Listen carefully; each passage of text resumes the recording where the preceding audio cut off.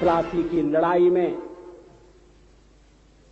जितने लोग मैदान में लड़ रहे थे उससे ज्यादा लोग मैदान के बाहर खड़े होकर तमाशा देख रहे थे, लड़ाई का परिणाम सुनने की प्रतीक्षा कर रहे थे।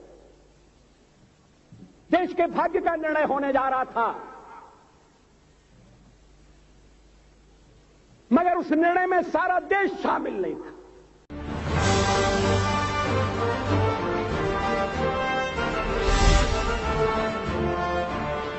विदेश मंत्री के नाते मैं अफगानिस्तान गया था।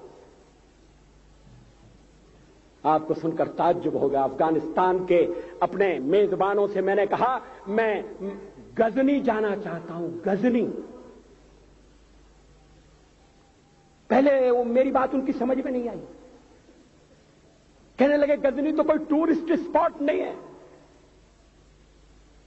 गजनी में कोई 5 स्टार होटल नहीं है, गजनी में आप जाकर क्या करेंगे, गजनी में आप जाकर क्या देखेंगे। मैं उन्हें पूरी बात नहीं बता सकता। मेरे हृदय में कहीं गजनी कांटे की तरह से चुभ रहा है। जब से मैंने गजनी से आए एक लुटेरे की कथा पढ़ी है और किशोरावस्था में पढ़ी है, मैं देखना चाहता था वो गजनी कैसा है। आपको सुनकर ताज्जुब होगा, महमूद गजनी का अफगानिस्तान के इतिहास में कोई स्थान नहीं है।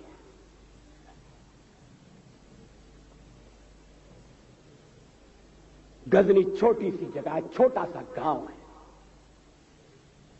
कल्पना करिए, सैकड़ों साल पहले वहां धूल उड़ती थी, झोंपड़ियां थी, मगर एक लुटेरा लुटेरों को इकट्ठा करता हुआ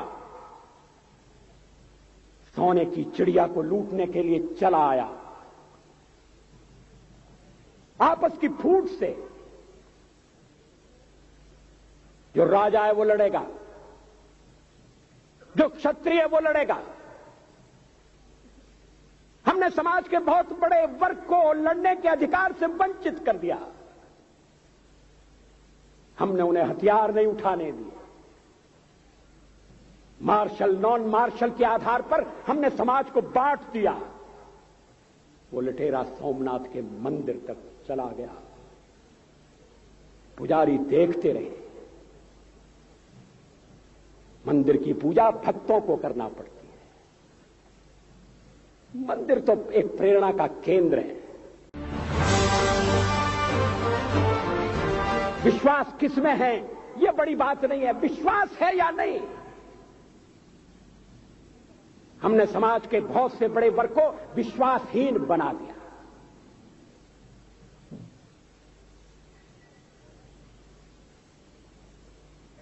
लोगों ने हथियार नहीं उठाए,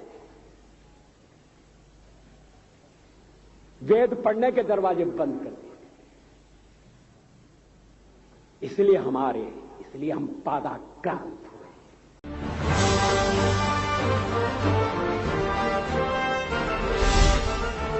अफगानिस्तान में मैंने एक बात और देखी।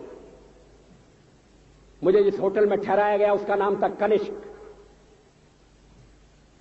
अफगानिस्तान एक मुस्लिम देश है। मुझे बड़ा ताज्जुब हुआ, मैंने कहा कनिष्क यहां कहां से आया।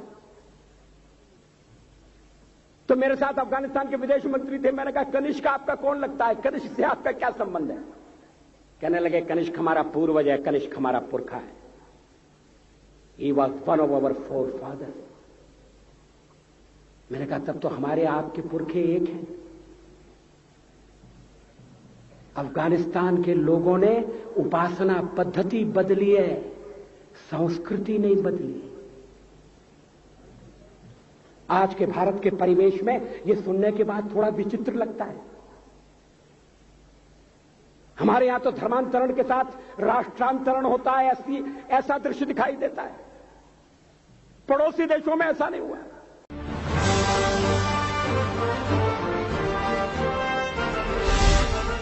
अभी राम जन्मभूमि का मामला चल रहा है। एक विदेशी आए, कहने लगे ये राम जन्मभूमि का क्या झगड़ा है।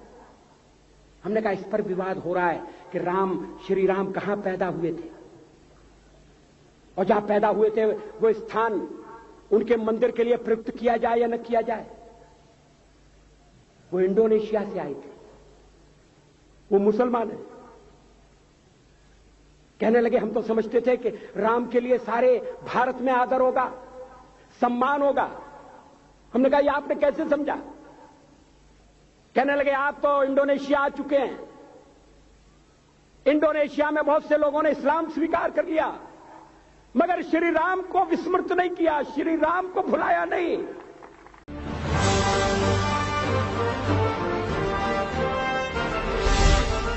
इंडोनेशिया के बाली द्वीप में 1 महीने रामायण की लीला होती है।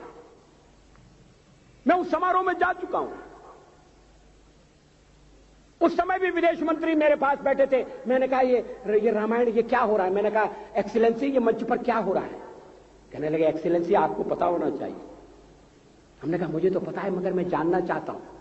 कहने लगे ये रामायण है, ये राम है, ये लक्ष्मण है, ये सीता है। हमने कहा इनसे आपका क्या संबंध है? आप तो मुसलमान हैं। कहने लगे हमारा संबंध बहुत पुराना है, हमारा तब का संबंध है जब हम मुसलमान नहीं हुए थे।